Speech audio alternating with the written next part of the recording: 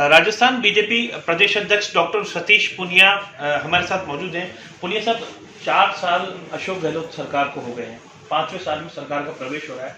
उससे पहले paper leak प्रकरण में बड़े सवाल खड़े हो गए हैं। खुद सरकार के मंत्री राजेंद्र गोड़ा ने कहा है कि सभी मुद्दों पर, सरकार की सभी योजनाओं पर एक अकेला पेपर लीक प्रकरण भारी पड़ेगा और सारी योजनाओं को खा जाएगा। बिल्कुल सत्य है, क्योंकि पहली बात तो सरकार 4 मुद्दों पर तो खास तौर पर गिरी: किसान कर्जा माफी, बेरोजगारी, अपराध और भ्रष्टाचार। लेकिन बेरोजगारी से जुड़ा सवाल है ये। राजस्थान में 70 लाख बच्चों ने परीक्षा दी थी पिछले दिनों। 1 लाख को रोजगार का दावा मुख्यमंत्री करते हैं, बेरोजगारी भत्ते का किया। लेकिन सबसे बड़ा सवाल ये कि जो माँ बाप पेट काट कर अपने बच्चों को कोचिंग के लिए भेजता है और वो बच्चा जब परीक्षा के केंद्र पे जाता है तो पता लगता है पर्चा लीक हो गया।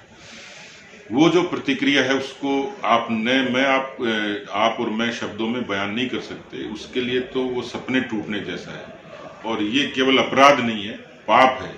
और यदि कांग्रेस के कोई मंत्री इसको स्वीकार करते हैं तो उनका दुस्साहस है, लेकिन ये सत्यता है कि ये पाप भी है। और इस अवसाद में जिन लोगों ने आत्महत्याएं की, उस हत्या के दोषी भी कांग्रेस पार्टी के लोग हैं। राजस्थान की वास्तव में जो वर्तमान हालात हैं उसमें इससे गंभीर कोई मसला नहीं। इसी 1 साल के अंदर 3 पेपर लीक हो चुके हैं। पिछले साल भी पेपर लीक हुए थे। राजस्थान में हर साल करीब 70 लाख जो स्टूडेंट्स हैं वो प्रतियोगी परीक्षा में बैठते हैं। उनके ऊपर, उनके परिवार के ऊपर क्या गुजरती होगी। दूसरा, भर्ती के जरिए नौकरी मिलनी थी, वो कहीं ना कहीं मामला अटक जाता है। अब चुनावी साल में चली जाएगी सरकार, कब तक भर्ती होगी, बहुत बच्चे अवसाद के अंदर आ गए। देखिए, इसकी दोषी कांग्रेस पार्टी है, क्योंकि भर्तियों के बारे में इनकी कोई एक्शन प्लान नहीं था, कोई बहुत डेडिकेटेड तरीके से व्यवस्था नहीं की, और इसलिए वो लिटिगेशन में चली गई। लोग कोर्ट में क्यों जाते हैं जब सरकार की खामी होती है? एक तो पक्ष ही है, जबकि बेरोजगार तो ये आरोप भी लगाते हैं कहीं कांग्रेस की कॉन्स्पिरेसी तो नहीं है। और ये भी सही है कि कहीं न कहीं उस विभाग की कमजोरी के कारण, लापरवाही के कारण इतना स्पेस मिलता है, तो जो नेग्लिजेंस है वो भी अपराध ही है, वो भी कॉन्स्पिरेसी है। राजीव गांधी स्टडी सर्कल पर पिछली बार आप लोगों ने आरोप लगाए थे, एक बड़ा आंदोलन किया, आपके चोट भी आई थी आंदोलन के दौरान। अब क्या तैयारी है? चुनावी साल है, लेकिन फिर से पेपर लीक प्रकरण जो है वो जारी है।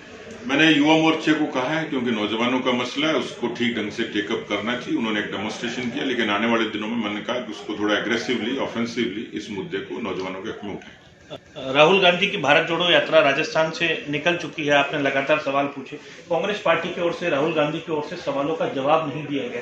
क्या कारण मानते हैं आप? क्या सवालों के जवाब नहीं है, या जानबूझ करके इसे मुद्दा नहीं बनाना चाहती कांग्रेस? मुद्दा तो बना हुआ है। मुद्दा तो ऑलरेडी बन गया कि जब मैंने विधानसभा में सवाल पूछा कि कितने जमीनें कुर्क हुई, तो उन्होंने जवाब दिया 18,000।